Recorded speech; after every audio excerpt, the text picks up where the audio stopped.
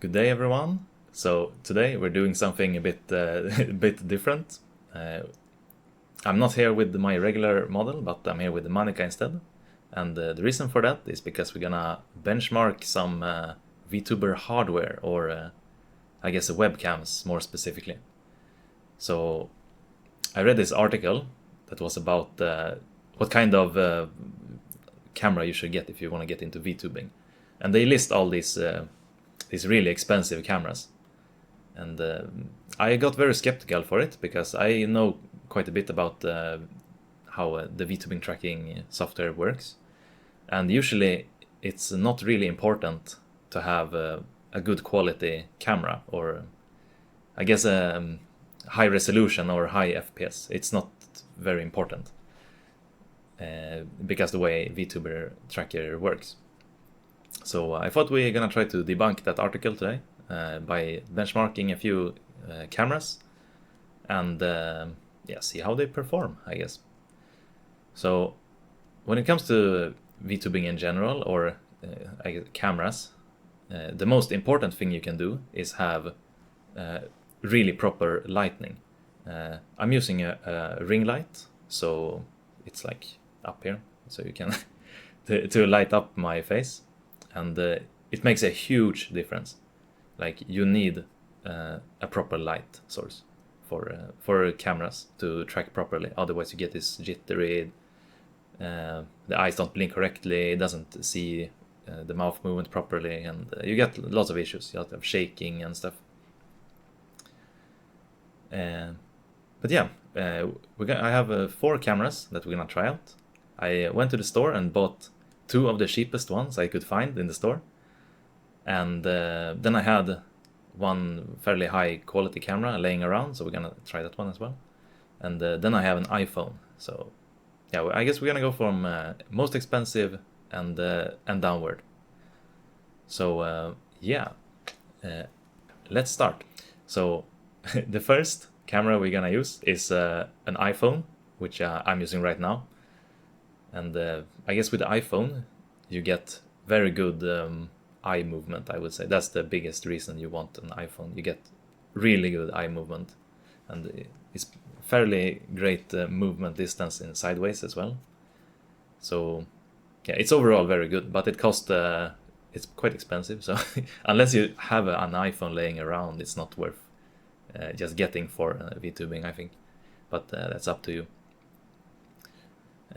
You also get the bonus of, if you have ARKit shapes on your character or your model, you get very good mouth tracking as well. So that's a bonus. Now Monica doesn't have ARKit, so I can show ARKit on this one because we want to be we want to have every camera tested equally. So iPhone doesn't get special treatment just because it's an iPhone, but it has good eyes and good mouth if you have ARKit. Okay, so the next camera we're gonna try out is the, I guess what's it called? Logitech C922 or something. I'm gonna put it on the screen. But here comes the important part when it comes to VTubing. You can see that my face is horribly direct. It's really bad. And down here you have these numbers here. You can see which resolution I'm going at and which FPS, and as well as the tracking rate, which is how fast we're tracking. So with this high resolution, the tracking is awful. So yeah, we're gonna try to lower that, see if it gets better. So now we see here. Now we go lower. So now we have a bit better tracking speed. The tracking rate is 10 now, so twice the speed. And it looks a bit better. It's still very, I guess, jumpy, or what you could say. Not too good. So we're gonna lower it once again. Let's see. Okay. Now we're running the camera at 640 by 480, so it's way lower resolution. It's a really low resolution. but we have a tracking speed of 24, which is really fast. And you can see that the movements are very fast. However, the quality is, I guess, not too good still. You can of course tweak these settings a bit. I think I have some setting that I usually do, like this size reduction, like this. But yeah, you get way different or way faster tracking if you lower the settings. And this means that we have a really expensive camera right now, but it's running at a really low resolution. So it's we're using I guess we have really low settings for the camera, even though it's expensive. We're gonna do one more test here and let OpenCFace decide which settings we want to use. Okay, so OpenCFace defaults to 640 by 360, which is even lower than the other one. Okay, so now we have the cheapest Logitech camera on the market, I think. And we're doing the same test with this. We start with a high resolution to show that the resolution is not really important. We have a tracking rate of 10, which is, I guess, kind of fast. But we still have this a bit of a janky movement. It's not too good. I guess this camera is... The thing with this camera, compared to the other camera, is that you can't move. It has a very low field of view. So that's one thing to consider when you get the camera. Like, you want a high field of view, so you can move a lot to the side. Like, I can't move to the side at all because it loses track if I move to the side. But yeah, we're gonna try lower resolution as well.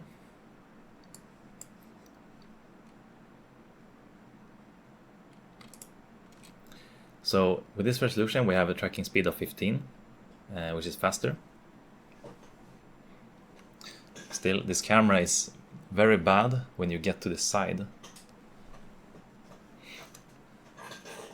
And my chair is making sounds when I move. But yeah, that's one thing to consider if you're looking at these cheaper cameras, that they may have a bad field of view, so you can't move a lot. But if you just stay in the middle, it's no problem, I think. We're also going to try the fastest. So with this we get the same resolution as the other camera. Now the tracking speed is still 15 compared to the other one that was 24, so it's a bit faster for some reason. But that's not due to the camera, I think. This camera goes only in 24 FPS at this resolution, I see. Yeah, you can probably tweak this in the settings for VTubing. I'm actually gonna do that. 1 second. Okay, so we could get up to 30 FPS. That's all this camera could do. It's a 720p 30 FPS camera. So this camera is actually really bad. But I think for VTubing it could be enough. But yeah, so this is the cheapest Logitech camera I could get my hands on. And it looks like this kinda, I guess. It's a bit bad with the eyes. Or maybe it's just because I have glasses, it's not doing it very well.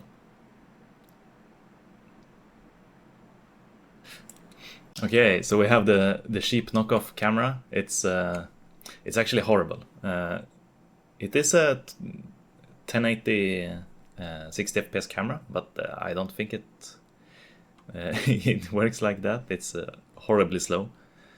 I'm gonna try to get it faster, but yeah, I can't recommend this at all. Okay, we actually got it faster. Okay, as we have a bit faster, it's okay. It's actually quite okay. Now we see it. This is actually quite good, to be honest.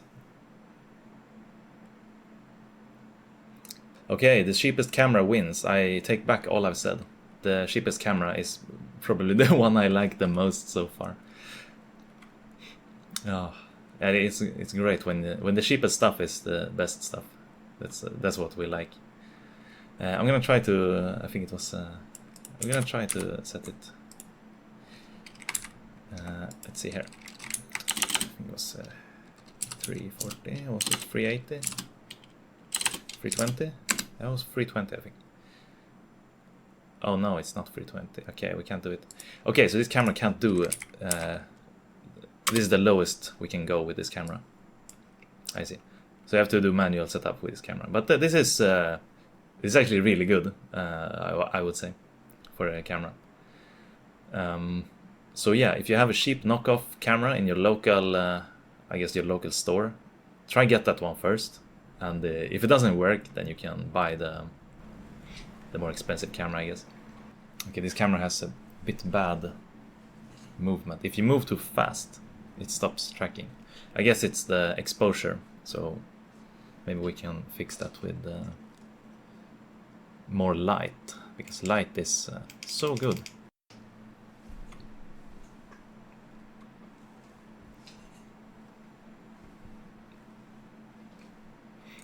Okay, yeah, I think that's good. But yeah, as I said in the beginning, when it comes to VTubing, most of the VTuber technologies they're based on machine learning models that places landmarks on your face, and most of those models are trained on low resolution pictures. I think. I'm gonna claim it is. You can correct me in the comments if if it's false, but I think that's why you don't really get better quality if you get a high resolution camera. Like when you send these pictures, you take a photo of your face in the camera, and then you send this photo into the machine learning model, and it shrinks the photo to its to the size that it was trained on. So let's say it was trained on this 640 by 480 pictures. Then if you send it a 1080 picture, it would have to shrink that picture to 480 in order to process it. So you add an extra step to the machine learning model to output the data for your face tracking. So I don't think I'm gonna say my conclusion is don't buy an expensive camera if you're gonna do VTubing. Buy a proper light, a ring light or whatever light. You can take a regular light and point it to the wall so that it reflects the light back onto you. It works as well. Just so make sure that your face is lit up properly. Then you will get good tracking no matter what camera you use, probably. But yeah, if you enjoyed this video, like, subscribe, whatever. I don't upload very often, so you will get, I guess, one video every half a year or something. But yeah, I also have a Discord that's getting more popular recently. If you do VTubing or Blender or Unity stuff, we started with Godot stuff as well, if that interests you. But yeah, that's all for today. I hope you have a nice day. I will see you later. Bye bye.